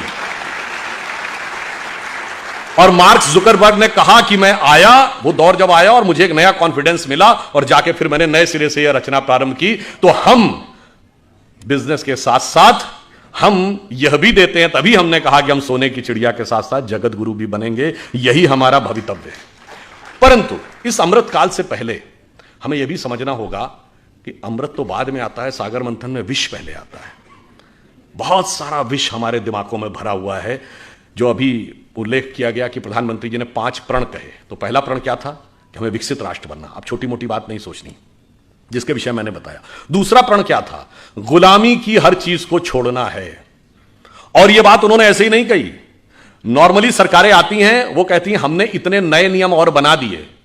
हमारी सरकार ने पिछले 8 साल में 1500 से लेकर 1800 पुराने नियम समाप्त कर दिए, जिनकी कोई जरूरत नहीं थी। और कैसे कैसे नियम? एक बार अमित शाह जी ने मुझे बताया कि जब वो गुजरात के गृह मंत्री थे, तो 1965 के युद्ध के समय क्या होता था कि पाकिस्तान अपनी तरफ से गुब्बारों के द्वारा कुछ पैम्फलेट्स भारतीय क्षेत्र में छोड़ देता था। उनका कहना था 2001 तक उसकी रिपोर्ट बन के आती थी कि इस हफ्ते कोई गुब्बारा या उसके द्वारा कोई पैम्फलेट भारत के क्षेत्र में नहीं लाया गया, और उसके लिए भी ड्यूटी लगी रहती थी। यह उदाहरण है कि कितने रिडंडेंट यानी कालबाह्य नियम भी थे, उन सबको समाप्त किया। उसके बाद आगे बढ़े तो जो पुरानी चीजें हैं, रिडंडेंट हो गई हैं, उनको समाप्त करने की भी जरूरत थी। पर हमारे मन में विष कैसे भरा रहता है, मैं आपको एक उदाहरण देना चाहता हूं आप ही के क्षेत्र से। यहां अहिल्याबाई होलकर जी का पुण्य स्थान है। आपने अहिल्याबाई जी का नाम किसके नाम पे पढ़ा? अहिल्या जी के नाम पे पढ़ा। हम सब ने वो कहानी सुनी। गौतम ऋषि की पत्नी अहिल्या थी, इंद्र ने आकर संपर्क स्थापित कर लिया, इसलिए वो पत्थर बन गई। फिर भगवान राम के द्वारा उनकी मुक्ति हुई। कितना गलत है, महिलाओं के साथ कितना अत्याचार होता था, यही दिमाग में भरा हुआ है ना। पर आप में से किसी ने कभी ध्यान दिया कि अहिल्या शब्द और गौतम शब्द और राम शब्द का अर्थ क्या है? अहिल्या का अर्थ होता है जिसे हिलाया ना जा सके। देखिए, ये सब हमारे अंदर की चेतना के द्वंद्व का प्रकटीकरण है। क्योंकि जब भगवान जन्म लेते हैं तो केवल एक सामान्य, उसे लिए लीला क्यों कहते हैं? वो एक एक जून के जीवन की घटना हमारे अंदर की चेतना का एक प्रकटीकरण है। मन की वह अवस्था जिसे विचलित नहीं किया जा सके, जिसे जरा भी हिलाया ना जा सके, वह है अहिल्या। जब मन उस अवस्था में पहुंचता है। अहिल्या किसकी पत्नी है? गौतम ऋषि की। तम शब्द का अर्थ क्या है? अंधकार। गौ का अर्थ होता है जा। तो एक बार मुझे याद है कि एक टीवी डिबेट हो रही थी, तो उसमें यह हुआ कि अमेरिका ने मदद पाकिस्तान को रोक दी। तो वो पाकिस्तान की तरफ से एक पत्रकार महोदया बैठी थी, उन्होंने कहा जी आपको मदद की जरूरत होगी, हमें मदद की जरूरत नहीं है। तो हमने कहा जी हम अमेरिका से क्या लेते हैं ये इंपॉर्टेंट नहीं है, हम अमेरिका को क्या देते हैं। तो जैसा कि अभी वो बता रहे थे, गूगल का चीफ हमारा है, माइक्रोसॉफ्ट का चीफ हमारा है, पेप्सी की चीफ इंदिरा नूई इंडियन है, इससे पहले मास्टर कार्ड का चीफ इंडियन रह चुका है, सिटी बैंक का चीफ इंडियन रह चुका है, इतनी बड़ी बड़ी ग्लोबल कंपनीज के चीफ हमारे हैं। मैंने कहा आपके यहाँ भी बहुत सारे चीफ हैं, लश्कर तैयबा का चीफ है, जैश ए मोहम्मद का चीफ है, अलकायदा का चीफ होता है। मैंने कहा इतना बड़ा अंतर है कि हम 75 साल में कहां पहुंचे हैं कि अमेरिकन मल्टीनेशनल्स भारत में आती हैं टैलेंट हंट के लिए और अमेरिकन फौजें पाकिस्तान में जाती हैं टेररिस्ट हंट के लिए। कभी ओसामा बिन लादेन मारा जाता है एबटाबाद में, तो कभी पाकिस्तान के बॉर्डर पर अमन अल जवाहिरी मारा जाता है। और इतना ही नहीं, हम अमेरिका को सिर्फ इतना ही नहीं देते हैं। जैसा कि अभी मोहित जी कह रहे थे कि भाई मैं तो बिजनेस का व्यक्ति हूं, तो समाज, राजनीति, आध्यात्म, इस विषय पर तो मैं नहीं बोलूंगा। मैं तो बताता हूं कि बिजनेस और आध्यात्म का भी हमारे यहां कैसा कनेक्शन है। हम सब व्हाट्सएप यूज करते हैं, फेसबुक यूज करते हैं, तो उसका ओनर कौन है? Mark Zuckerberg. जो लोग आईफोन यूज करते होंगे पता होगा कि एप्पल का फाउंडर कौन था? Steve jobs. अब ये मार्क जुकरबर्ग ने खुद कहा कि एप्पल के फाउंडर स्टीव जॉब्स ने उनसे कहा था कि अगर जिंदगी में कभी इतना बुरा वक्त आ जाए कि तुम्हें लगे कि तुम्हारा कॉन्फिडेंस ही खत्म हो गया है, पूरी तरीके से हताश हो गए हो, तो ऐसा करना, भारत में जाना, वहां नैनीताल जिले में कैची में नीम करोरी बाबा का एक आश्रम है, वहां जाके तुम्हें एक नई ऊर्जा मिलेगी। और मार्क जुकरबर्ग ने कहा कि मैं आया, वो दौर जब आया और मुझे एक नया कॉन्फिडेंस मिला और जाके फिर मैंने नए सिरे से यह रचना प्रारंभ की। तो हम बिजनेस के साथ साथ हम यह भी देते हैं, तभी हमने कहा कि हम सोने की चिड़िया के साथ साथ जगत गुरु भी बनेंगे, यही हमारा भवितव्य है। परंतु इस अमृत काल से पहले हमें यह भी समझना होगा कि अमृत तो बाद में आता है, सागर मंथन में विष पहले आता है। बहुत सारा विष हमारे दिमागों में भरा हुआ है। जो अभी उल्लेख किया गया कि प्रधानमंत्री जी ने 5 प्रण कहे, तो पहला प्रण क्या था? कि हमें विकसित राष्ट्र बनना। अब छोटी मोटी बात नहीं सोचनी, जिसके विषय मैंने बताया। दूसरा प्रण क्या था? गुलामी की हर चीज को छोड़ना है। और यह बात उन्होंने ऐसे ही नहीं कही। नॉर्मली सरकारें आती हैं, वो कहती हैं हमने इतने नए नियम और बना दिए। हमारी सरकार ने पिछले 8 साल में 1500 से लेकर 1800 पुराने नियम समाप्त कर दिए, जिनकी कोई जरूरत नहीं थी। और कैसे कैसे नियम? एक बार अमित शाह जी ने मुझे बताया कि जब वो गुजरात के गृह मंत्री थे, तो 1965 के युद्ध के समय क्या होता था कि पाकिस्तान अपनी तरफ से गुब्बारों के द्वारा कुछ पैम्फलेट्स भारतीय क्षेत्र में छोड़ देता था। उनका कहना था 2001 तक उसकी रिपोर्ट बन के आती थी कि इस हफ्ते कोई गुब्बारा या उसके द्वारा कोई पैम्फलेट भारत के क्षेत्र में नहीं लाया गया, और उसके लिए भी ड्यूटी लगी रहती थी। यह उदाहरण है कि कितने रिडंडेंट यानी कालबाह्य नियम भी थे, उन सबको समाप्त किया। उसके बाद आगे बढ़े तो जो पुरानी चीजें हैं, रिडंडेंट हो गई हैं, उनको समाप्त करने की भी जरूरत थी। पर हमारे मन में विष कैसे भरा रहता है, मैं आपको एक उदाहरण देना चाहता हूं, आप ही के क्षेत्र से। यहां अहिल्याबाई होलकर जी का पुण्य स्थान है। आपने अहिल्याबाई जी का नाम किसके नाम पे पढ़ा? अहिल्या जी के नाम पे पढ़ा। हम सब ने वो कहानी सुनी, गौतम ऋषि की पत्नी अहिल्या थी। इंद्र ने आकर संपर्क स्थापित कर लिया, इसलिए वो पत्थर बन गई। फिर भगवान राम के द्वारा उनकी मुक्ति हुई। कितना गलत है, महिलाओं के साथ कितना अत्याचार होता था, यही दिमाग में भरा हुआ है ना। पर आप में से किसी ने कभी ध्यान दिया कि अहिल्या शब्द और गौतम शब्द और राम शब्द का अर्थ क्या है? अहिल्या का अर्थ होता है जिसे हिलाया ना जा सके। देखिए, यह सब हमारे अंदर की चेतना के द्वंद्व का प्रकटीकरण है। क्योंकि जब भगवान जन्म लेते हैं तो केवल एक सामान्य, उसके लिए लीला क्यों कहते हैं? वो एक एक जून के जीवन की घटना हमारे अंदर की चेतना का एक प्रकटीकरण है। मन की वह अवस्था जिसे विचलित नहीं किया जा सके, जिसे जरा भी हिलाया ना जा सके, वह है अहिल्या। जब मन उस अवस्था में पहुंचता है। अहिल्या किसकी पत्नी है? गौतम ऋषि की। तम शब्द का अर्थ क्या है? अंधकार। गौ का अर्थ होता है जाना। जब आप अंधकार के परे चले जाते हैं और ज्ञान के प्रकाश का साक्षात्कार करते हैं, तब चेतना उस अवस्था में पहुंचती है जिसे विचलित नहीं किया जा सकता। यह गौतम और अहिल्या के पति पत्नी होने का अर्थ है। और इसमें एक और बात है, आपको नहीं पता होगा, यह अंग्रेजी का जो गो शब्द है ना, जिसका मतलब जाना, वो संस्कृत के गो से निकला है। यही गो शब्द का अर्थ है जाना। गौतम का यही अर्थ है, तम के परे जाना। 10 बार आया है रामचरितमानस में, गो गोचर लग जा मन जाई तो जानो माया भरमाई। मगर हमारे दिमाग में भरा है कि गो अंग्रेजी का शब्द है। हमारे यहां गोचर, ग्रहों की गति को गोचर कहते हैं ना। आज का गोचर, ज्योतिषी से पूछे, कहता आज का गोचर, ये सब गो शब्द जाने से बना है। अब इंद्र कौन है? इंद्र शब्द का अर्थ जानते क्या है? बहुत बार हम लोगों ने सुना, खूब हमारे यहाँ कहानियों में है कि जैसे ही कोई एक ऋषि तपस्या करने लगा तो इंद्र ने जो है अपना अप्सराएं भेजकर उसकी तपस्या भंग करने का प्रयास किया, क्योंकि इंद्र का आसन डोलने लगा। इसका क्या अर्थ है? इंद्र शब्द का अर्थ जानते क्या है? आपने ईंधन वर्ड सुना है? फ्यूल के लिए यूज होता है, सोर्स ऑफ एनर्जी। ये ईंधन शब्द इंद्रन शब्द का अपभ्रंश है। इंद्रिय शब्द इंद्र से निकला है। हमारी सारी सांसारिक इंद्रियों की जो सोर्स एनर्जी है दैट इज इंद्र। और जब कोई तपस्या करता है तो इसका अर्थ क्या हुआ? वो इंद्रियों को कंट्रोल करने की कोशिश करता है तो इंद्र का आसन डोलता है, यानी इंद्रियों की सत्ता कमजोर पड़ती है। तो बाय लॉ ऑफ इनर्शिया इंद्रियां सबसे ज्यादा तेजी से उसके ऊपर इनर्शिया बैक फोर्स मारती हैं, और वो सबसे ज्यादा किस पे मारेंगी? मानसिक रूप से मानेंगे, कि मन सबसे प्रबल इंद्रिय है। इसीलिए कभी आपने ध्यान ही नहीं दिया होगा कि अप्सराओं के नाम क्या? मेनका, जहां पर मन एकाग्र हो, उर्वशी हृदय को वश में करने वाली, ये सब प्रवृत्तियां हैं जो जाकर हमारे मन पर अटैक करती हैं। तो जैसे ही इंद्रियों की शक्ति, जब आप अंधकार के परे चले गए और उसे विचलित नहीं किया जा सकता था, यदि इंद्रियों की शक्ति के प्रभाव में आ गए तो क्या हुआ? पत्थर का क्या हुआ? चेतना शक्ति का लोप हो गया। आप पदार्थ यानी सांसारिक शक्ति के रूप में रह गए। जो आध्यात्मिक चेतना थी वो चली गई। अब आध्यात्मिक चेतना दोबारा कब मिलेगी? राम शब्द का अर्थ जानते क्या होता है? हिंदी या संस्कृत में शब्द है, रम धातु से बना है, जिसका अर्थ होता है रमना, रमनते इतराम, रमणीक स्थान, रमता जोगी। यानी किसी भी चीज जिस चीज में सेटल्ड होती है उसको रमना कहते हैं। इसीलिए राम शब्द का तात्विक अर्थ है रमनते इतरामा, अर्थात वह तत्व जिसमें सारा संसार सेटल्ड है। फिर यानी वही divine element which beholds the entire universe, फिर जब उसके साथ दोबारा संपर्क होगा, that conscious energy will revive और वर्ल्ड एनर्जी विल डिसअपियर। मगर हमारे दिमाग को क्यों, अब ये क्यों, किन्होंने पढ़ाया गया जानते क्यों? 1854 में कार्ल मार्क्स ने एक आर्टिकल लिखा था शिकागो हेराल्ड ट्रिब्यून में कि हिंदू जाति चाहे जितनी भी समृद्ध हो, पर वो नंदी, बैल, बंदर, हनुमान और हाथी गणेश को पूजने वाले इसी लायक थे कि उनके ऊपर हुकूमत की जाए, क्योंकि वो मूर्ख थे।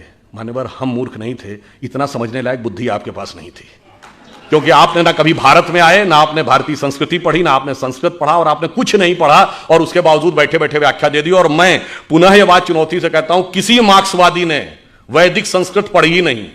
जैसे कोई IIT तो एक बार मुझे याद है कि एक टीवी डिबेट हो रही थी, तो उसमें यह हुआ कि अमेरिका ने मदद पाकिस्तान को रोक दी।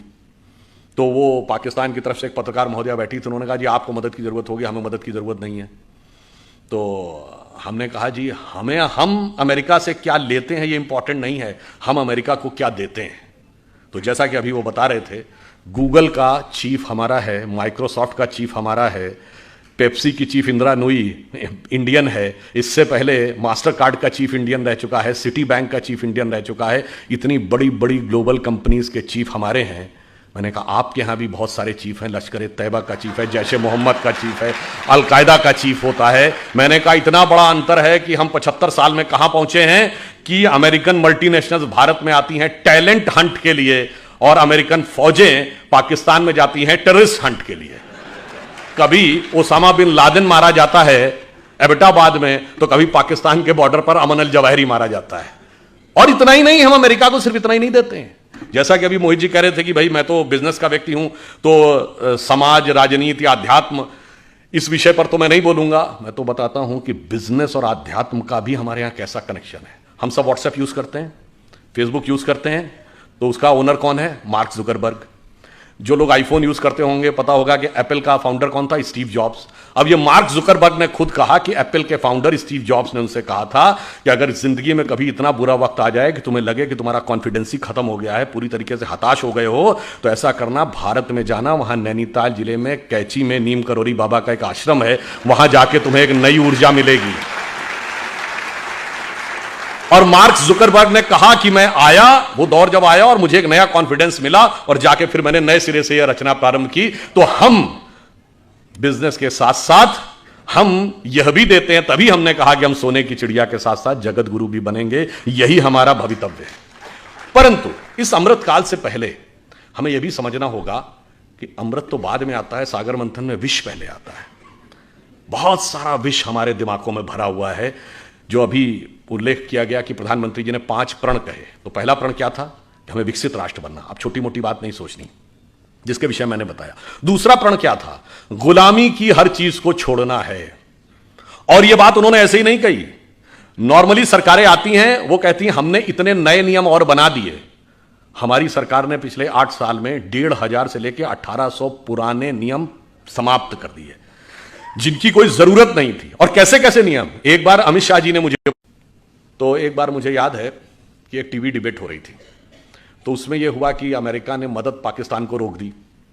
तो वो पाकिस्तान की तरफ से एक पत्रकार महोदया बैठी थी, उन्होंने कहा जी आपको मदद की जरूरत होगी, हमें मदद की जरूरत नहीं है।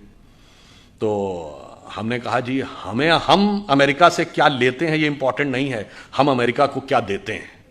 तो जैसा कि अभी वो बता रहे थे, गूगल का चीफ हमारा है, माइक्रोसॉफ्ट का चीफ हमारा है, पेप्सी की चीफ इंदिरा नूई इंडियन है, इससे पहले मास्टर कार्ड का चीफ इंडियन रह चुका है, सिटी बैंक का चीफ इंडियन रह चुका है। इतनी बड़ी बड़ी ग्लोबल कंपनीज के चीफ हमारे हैं।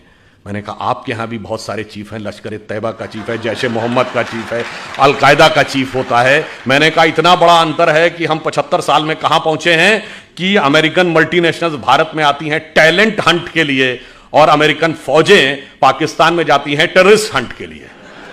कभी ओसामा बिन लादेन मारा जाता है एबटाबाद में, तो कभी पाकिस्तान के बॉर्डर पर अमन अल जवाहिरी मारा जाता है। और इतना ही नहीं, हम अमेरिका को सिर्फ इतना ही नहीं देते हैं। जैसा कि अभी मोहित जी कह रहे थे कि भाई मैं तो बिजनेस का व्यक्ति हूं, तो समाज, राजनीति, आध्यात्म, इस विषय पर तो मैं नहीं बोलूंगा। मैं तो बताता हूं कि बिजनेस और आध्यात्म का भी हमारे यहां कैसा कनेक्शन है। हम सब व्हाट्सएप यूज करते हैं, फेसबुक यूज करते हैं, तो उसका ओनर कौन है? Mark Zuckerberg. जो लोग आईफोन